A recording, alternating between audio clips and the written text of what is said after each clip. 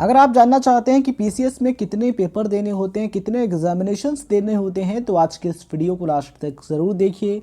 आज के इस वीडियो में मैं आपको बताने वाला हूं कि पीसीएस में आपको कितने पेपर देने होते हैं, पीसीएस एग्ज़ाम देने के लिए क्या क्वालिफिकेशंस होनी चाहिए, क्या योग्यताएं होनी चाहिए, एज लिमिट क्या होती है, पीसीएस क्या होता है, सिलेक्शन प्रोसेस क्या होता है। अगर आप इन चीज़ों के बारे में डिटेल्स एंड राइट इन्फॉर्मेशन पाना चाहते हैं तो इस वीडियो को लास्ट तक और ध्यान से ज़रूर देखिए।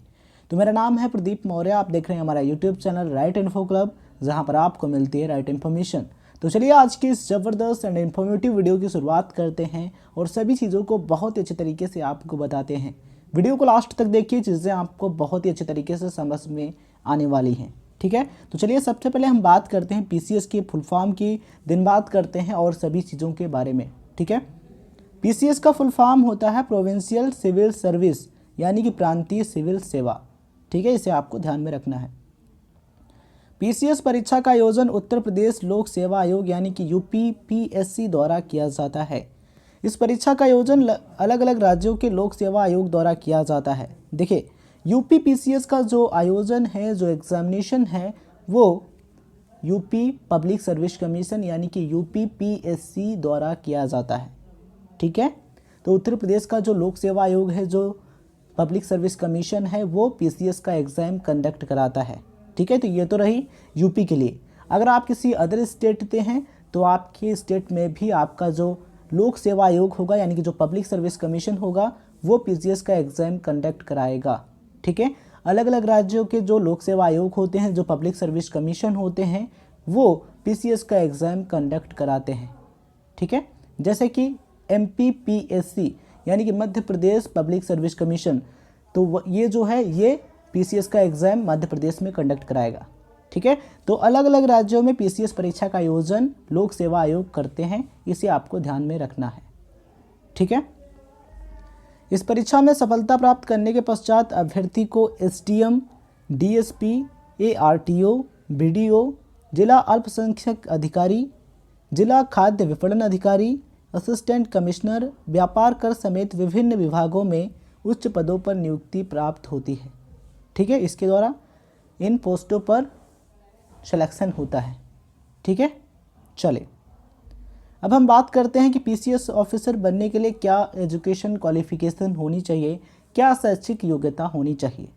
ठीक है, इस परीक्षा में सम्मिलित होने के लिए अभ्यर्थी को किसी मान्यता प्राप्त विश्वविद्यालय से स्नातक की डिग्री होना आवश्यक है। यानी कि अगर आप पीसीएस एग्ज़ाम देना चाहते हैं तो आपके पास बैचलर डिग्री होनी चाहिए किसी भी मान्यता प्राप्त विश्वविद्यालय से। अगर आपने ग्रेजुएशन कंप्लीट किया है तो आप इसके लिए अप्लाई कर सकते हैं। ठीक है, ग्रेजुएशन आपने किसी भी स्ट्रीम में कंप्लीट किया है, जैसे कि आपने बीए कोर्स किया है या फिर बीएससी किया है, बीटेक किया है, बीकॉम किया है, कोई भी कोर्स किया है, ठीक है, बैचलर डिग्री कोर्स, तो आप इसके लिए अप्लाई कर सकते हैं। ठीक है, चले बात करते हैं एज लिमिट की।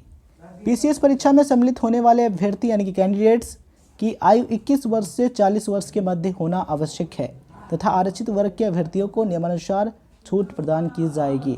ठीक है, तो पीसीएस के लिए जो एज लिमिट है वो जनरली क्या है, 21 से 40 वर्ष है, यानी कि जो आपकी एज है वो 21 टू 40 ईयर्स के बीच में होनी चाहिए। ठीक है, और जो रिजर्व कैटेगरी के कैंडिडेट्स हैं उनको एज रिलैक्सेशन भी मिलती है, जो आप चेक कर सकते हैं। ठीक है, चले अब हम बात करते हैं कि पीसीएस का सिलेक्शन प्रोसेस क्या होता है, पीसीएस परीक्षा में चयन प्रक्रिया क्या होती है। ठीक है, तो सबसे पहले आपको प्रीलिमिनरी एग्जाम देना होता है, यानी कि प्रारंभिक परीक्षा देनी होती है। ये जो परीक्षा है, ये जो एग्ज़ाम है, ये केवल क्वालिफाई करने के लिए होता है। इसके जो अंक हैं, इसके जो मार्क्स हैं, वो आपकी फाइनल मेरिट में नहीं जुड़ते हैं, इसे आपको ध्यान रखना है। ठीक है, लेकिन क्वालिफाई करना बहुत ही ज़रूरी है। अगर आप इसे क्वालिफाई कर लेते हैं तभी आपको मेन एग्ज़ाम देने का मौका मिलता है, अदरवाइज़ नहीं। ठीक है, स्टेप नंबर 2 है मेन एग्ज़ाम। अगर आप प्रीलिमिनरी एग्ज़ाम क्लियर कर लेते हैं तो उसके बाद आपको मेन एग्ज़ाम देने का मौका मिलता है। ठीक है, अगर आप मेन एग्ज़ाम को भी अच्छे तरीके से क्लियर कर लेते हैं तब आपको इंटरव्यू के लिए बुलाया जाता है। आपका इंटरव्यू होता है, यानी कि पर्सनैलिटी टेस्ट होता है। अगर आप इसे भी अच्छे तरीके से क्लियर करते हैं तब आप फाइनली पीसीएस ऑफिसर के रूप में सेलेक्ट हो सकते हैं, पीसीएस अधिकारी बन सकते हैं। ठीक है, तो ये होता है सिलेक्शन प्रोसेस। अभी हम बात करेंगे कि कितने पेपर आपको देने होते हैं। ठीक है। तो वीडियो को लास्ट तक देखते रहिए, चीज़ें आपको स्टेप बाय स्टेप बताने वाले हैं। चलिए सबसे पहले बात करते हैं प्रीलिमिनरी एग्ज़ाम की, यानी कि प्रारंभिक परीक्षा में कितने पेपर आपको देने होते हैं। ठीक है, तो देखिए यहाँ पर जो हम एग्ज़ाम पैटर्न आपको बताने वाले हैं ये यूपी पीसीएस के अकॉर्डिंग है। ठीक है, अगर आप किसी अलग राज्य से बिलोंग करते हैं, किसी अदर स्टेट से बिलोंग करते हैं, तो आपके स्टेट में जो एग्ज़ाम पैटर्न है वो अलग हो सकता है, वेरी कर सकता है। ठीक है, तो अगर आप यूपी से हैं तो ये एग्ज़ाम पैटर्न आपके लिए है, अदर स्टेट से हैं तो आप अपना चेक कर लीजिएगा। ठीक है, चलिए प्रीलिमिनरी की बात करते हैं। तो प्रीलिमिनरी एग्ज़ाम में आपको 2 पेपर देने होते हैं। फर्स्ट पेपर जो आपका है ये जनरल स्टडीज़ फर्स्ट का होता है। ठीक है, इसमें नंबर ऑफ क्वेश्चंस की बात करें, यानी कि प्रश्नों की संख्या की बात करें तो इसमें 150 क्वेश्चंस होते हैं, 150 क्वेश्चन होते हैं। मार्क्स की बात करें तो टोटल मार्क्स जो है इसके जनरल स्टडीज़ के, ठीक है, वो होते हैं 200 यानी कि 200 मार्क्स। जनरल स्टडीज़ फर्स्ट के जो मैक्सिमम मार्क्स है वो क्या है 200 यानी कि 200। ठीक है, दूसरा पेपर आपका होता है जनरल स्टडीज़ सेकंड का, यानी कि ये जो टेस्ट है क्या होता है एप्टीट्यूड टेस्ट होता है। ठीक है, जनरल स्टडीज़ का जो पेपर है ये एप्टीट्यूड टेस्ट होता है। इसमें नंबर ऑफ क्वेश्चंस की बात करें तो इसमें 100 होते हैं, यानी कि 100 क्वेश्चन होते हैं। मार्क्स की बात करें तो इसमें 200 होते हैं, यानी कि 200 होते हैं। ठीक है, तो ये जो पेपर हैं ये आपको प्रीलिमिनरी एग्ज़ाम में देने होते हैं, 2 पेपर आपको देने होते हैं। ठीक है, और आपको बता दें कि जो इसके जो मार्क्स हैं, इसके जो अंक हैं, ये फाइनल मेरिट में नहीं जुड़ते हैं, ये केवल क्वालिफाई करने के लिए होता है।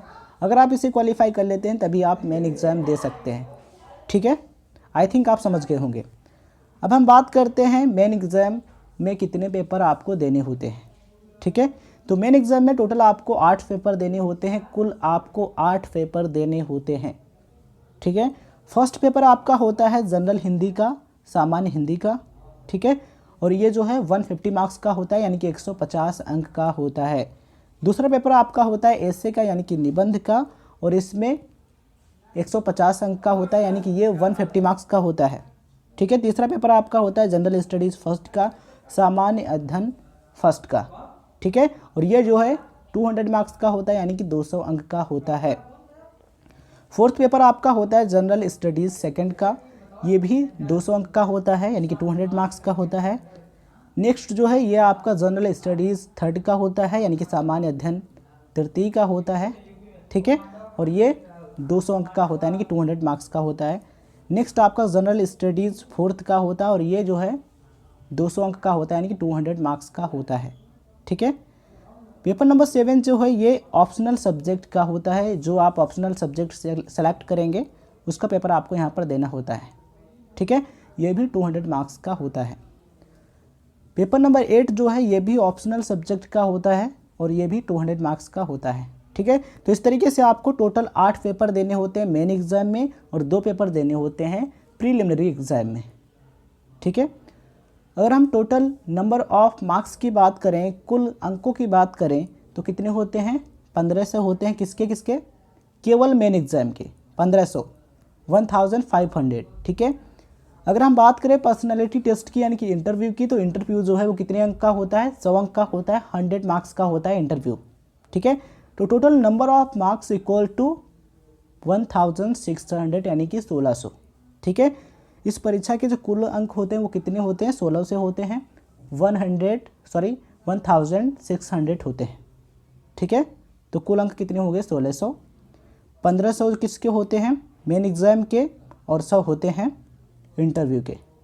ठीक है, तो हमने आज की इस वीडियो में एजुकेशन क्वालिफिकेशन की बात की, एग्ज़ाम पैटर्न की बात कर ली है, पीसीएस क्या होता है, इन सभी चीज़ों के बारे में बात की। अगर आप इसके अलावा और भी चीज़ों के बारे में जानना चाहते हैं, जो भी आपका सवाल है कमेंट बॉक्स में लिखिए, हम उस चीज़ पर एनालिसिस करेंगे और वीडियो बनाएंगे। ठीक है, या फिर कोई डाउट है कमेंट बॉक्स में लिख सकते हैं, हम उसका रिप्लाई करेंगे। अगर आपको ये वीडियो अच्छा लगता है तो इस वीडियो को लाइक कीजिए, शेयर कीजिए। चैनल पर नए हैं तो अभी सब्सक्राइब कीजिए हमारे चैनल राइट इन्फो क्लब को, जहां पर आपको मिलती है राइट इन्फॉर्मेशन। अगर आपको ये वीडियो अच्छा लगा है तो लाइक और शेयर ज़रूर कीजिएगा। इस वीडियो को देखने के लिए आप सभी का बहुत बहुत धन्यवाद। मिलते हैं एक नए एवं ज़बरदस्त वीडियो के साथ।